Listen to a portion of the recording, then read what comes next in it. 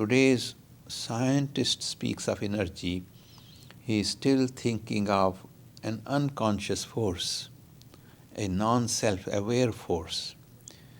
When the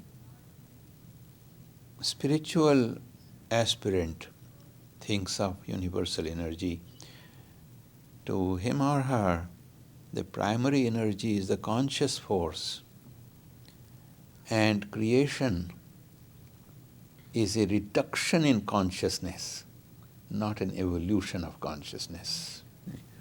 Silence, I wish, could be taught in hospitals. There is nothing more healing than practice of silence.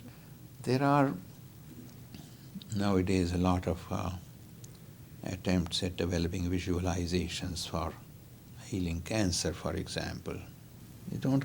You can concentrate on the cancer cells, of course, the bad ones and good ones are fighting and the good ones are winning, and so on, so on.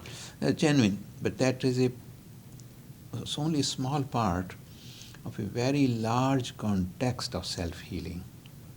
An effective prayer with intense sense of being in the heart cave and being the absolute tranquility within oneself.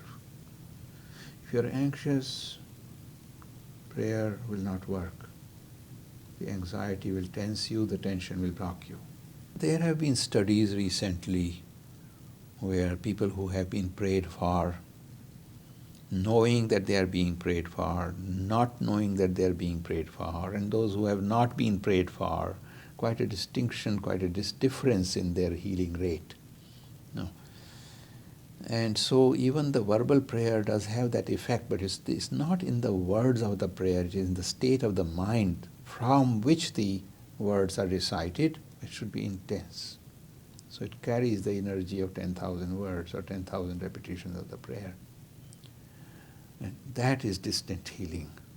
The ego that I shall heal you has to be put aside. And until that ego is put aside, that power in its true sense is never granted.